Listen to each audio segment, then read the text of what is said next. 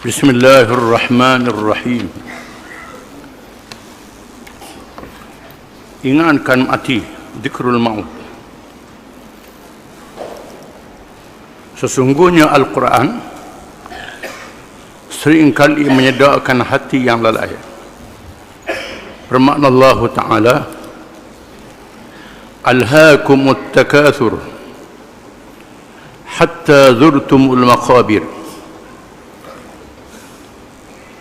Kalla sawfa ta'lamun thumma kalla sawfa ta'lamun kalla law ta'lamuna 'ilmal yaqin latarawunna al-jahim thumma latarawunnaha 'aynal yaqin thumma latus'alunna yawma idzin 'anin na'im. Surah At-Takatsur ayat 1 hingga 8.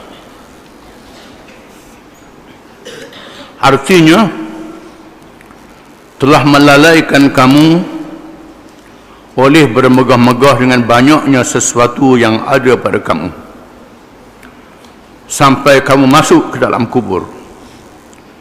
Jangan begitu, kelak kamu akan mengetahui, dan jangan begitu, kelak kamu akan mengetahui. Janganlah begitu jika kamu mengetahui dengan pengetahuan yang yakin, nescaya kamu benar-benar akan melihatnya, yakni neraka Jahannam. Dan sesungguhnya kamu benar-benar akan melihat dengan mata kepala sehingga yakin. Kemudian kamu pasti akan ditanya pada hari itu tentang kenikmatan yang kamu bermegah-megahkan di dunia. Di antara perkara yang diajar oleh Islam yang mengukuhkan iman kita kepada hari akhirat dan menyungguhkan amalan kita dengan amalan yang saleh serta meninggalkan maksiat ialah ingatkan mati ataupun zikrul maut yang menjadi perbincangan dalam kitab-kitab tasawuf, kitab-kitab akhlak. Al-Quran juga mengingatkan kita dan menyedarkan kita supaya jangan lalai dan leka bahawa setiap manusia, termasuk manusia yang paling dikasihi oleh Allah Ta'ala, Nabi-Nabi dan Rasul-Rasul alaihi wassalatu wassalam, di mana mereka? Mereka semuanya mati. Kematian mesti dilalui oleh manusia, merupakan perkara yang pertama manusia masuk ke alam akhirat. Maka Allah mengingatkan dalam Quran bahawa manusia seringkali lalai dengan bermegah-megah banyaknya yang dimiliki, sama ada banyak itu harta, anak pinak, pengikut dan sebagainya banyak. Berbangga dengan banyak, cerita pada orang megah dengan banyaknya harta, banyaknya anak cucu, banyaknya pengikut, banyak macam mana sekalipun, manusia kena sedar bahawa mereka akan mati. Manusia terus menerus akan lalai sehingga bertemu dengan kubur, barulah sedar. Sedar pada masa bertemu dengan kubur tidak ada makna lagi, tak ada arti lagi. Manusia tidak akan puas dengan mendapat benda yang banyak. Disebut di dalam hadis-hadis, di antaranya hadis Nabi SAW yang menyatakan, sekiranya manusia itu diberi dengan satu lembah yang penuh dengan emas, bukan stok emas, lembah yang penuh dengan emas, nescaya dia mahu satu lembah lagi. Beri satu lembah boleh dua, nak satu lembah lagi, sehingga dimasukkan ke dalam tanah, barulah puas hati. Manusia tidak akan puas dengan segala-gala yang didapatinya, malaikat setelah dihumbankan ke dalam tanah, dalam kubur, baru dia sedar. Oleh kerana itu perlu ingat pada mati. Sesungguhnya surah ini, surah At-Takatsur, mempunyai sasaran yang menusuk ke dalam hati sanubari, menyeru orang-orang yang lalai dan leka dengan kemegahan dunia. Kerana banyak harta, banyak keluarga, banyak pengikut dan berbagai perkara lagi di mana mereka mesti meninggalkan itu semua. Tinggal kesorangan dalam kubur, tinggal seorang, hanyalah iman dan amal yang soleh.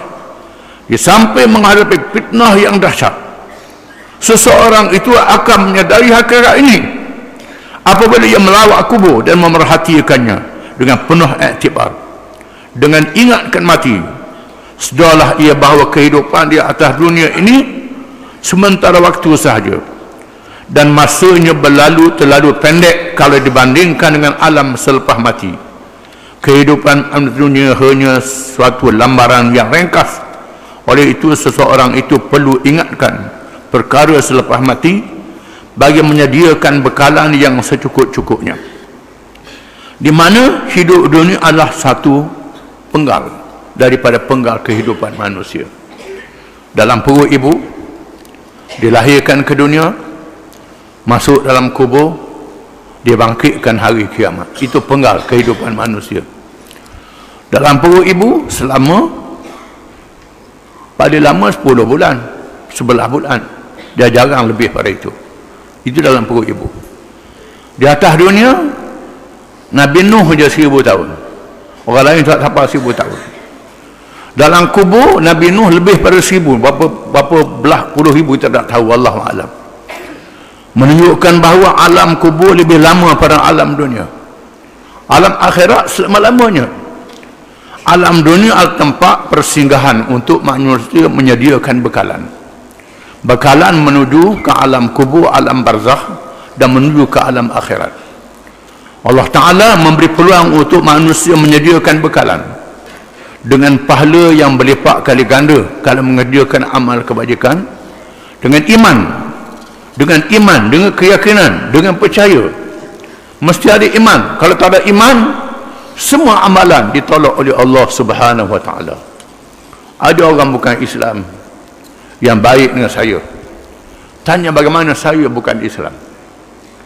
Saya bukan Islam, saya mengerjakan amal yang saleh.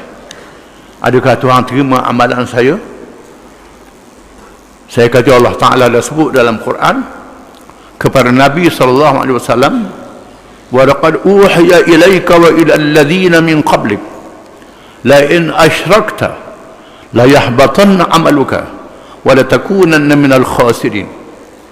Demi sesungguhnya telah diwahyukan kepadamu wahai Muhammad sallallahu alaihi wasallam, dan kepada rasul yang lebih dulu daripadamu, sekiranya mu sendiri wahai Muhammad menyekutukan Allah dengan sesuatu yang lain, maka terhapuslah semua amalanmu. Semua amalanmu terhapus pahalanya sekadar dunia sahaja, dan di akhirat termasuk di kalangan orang-orang yang rugi. Apabila pemimpin-pemimpin Mekah yang tak masuk Islam, termasuk yang masuk Islamnya kemudian, mereka merasa tercabar dan terhina dengan sebab orang-orang dahulu masuk Islam. Mereka mengatakan bahawa mereka juga mengerjakan amal yang baik. Di antaranya mereka menjadi penduduk Mekah. Mekah tanah haram, tanah suci, dibuka oleh Nabi Ibrahim alaihissalam, Nabi yang dihormati oleh semua agama-agama dalam dunia. Agama Islam, agama Yahudi, agama Kristian, agama musyrikin menghormati Nabi Ibrahim alaihissalam yang buka Mekah, mendirikan Kaabah, dan kami memakmurkan Masjid Haram, memberi minum air Zam-Zam kepada jamaah haji. Kami juga mengerjakan amal yang soleh, cuma tak masuk Islam. Cuma masuk Islam kemudian Allah Ta'ala menurunkan firman Allah Ta'ala, aj'altum siqayatal hajj wa imaratal masjidil haram kaman amana billahi wal yawmil akhir wa jahada fi sabilillah la yastawuna indallah. Adakah kamu jadikan amalan kamu memberi minum air Zam-Zam kepada tetamu-tetamu Mekah, dan kamu memakmurkan Masjid Haram sama dengan orang-orang yang beriman kepada Allah hari akhirat dan berjihad perjalanan Allah? Tidak sama di sisi Allah. Allah kata tak sama sekali. Iman merupakan asas yang sangat penting. Amal yang soleh dibina di atas iman. Kalau banyak harta, banyak pengikut, banyak apa pun, tidak ada amal yang soleh, hanya sekadar atas dunia saja. Ataupun amal yang solehnya tidak dibina di atas iman, ditolak oleh Allah Subhanahu wa ta'ala. Imannya tidak ada, sia-sia saja. Kebanyakan manusia leka dan lalai, sehinggalah bila mati bertemu dengan kubur, barulah menyedari segala-galanya. Allah Ta'ala menutup pintu taubat bila nyawa sampai ke halqum. Bila matahari naik dari arah barat, matahari sudah berpusing, tak naik dari timur, naik dari barat. Pusingan dunia dah tak betul. Pada masa itu barulah manusia bertaubat, beriman. Iman tak diterima oleh Allah Ta'ala. Ini tanda besar hari kiamat kita akan baca. Berhubung dengan kematian, Rasulullah SAW telah bersabda, aksiru zikra hadimil ladzat, rawahu Ibnu Majah wa Tirmidzi. Artinya banyak-banyaklah kamu menyebut, yakni mengingati pembinasa segala kelezatan dunia. Nabi kata mungkin sebut banyak perkara yang membinasakan kelezatan dunia, iaitulah kematian. Kena sebut, kena ingat. Makna sebut ni ingat akan mati. Ingat bahawa kita ni akan mati. Tak tahu umur kita bila, kerana yang tahu ajal ialah Allah Subhanahu wa ta'ala. Jangan main-main. Jangan kita buat bagi jadual dalam masa 50 tahun gomo lagi buat maksiat. Gomo buat maksiat. Lepas tu taubat dah, tak apa dah. Taubat pula. Lepas tu tak apa. Jangan buat begitu. Kerana nyawa di sisi Allah Ta'ala, kita tak tahu. Oleh kerana itu, jangan tangguhkan amalan soleh. Tangguh masa. Buat selalu amalan yang soleh itu. Jangan tangguh. Kerana kita tak tahu bila kita mati. Dan kalau umur panjang pun, lalai. Duk rasa tak mati lagi. Tak apa, segera lagi. Tak apa. Kalau sakit pun, tak apa. Boleh berubat lagi. Baik lagi. Sehinggalah mati barulah. Tak boleh nak buat apa. Wallahu a'lam.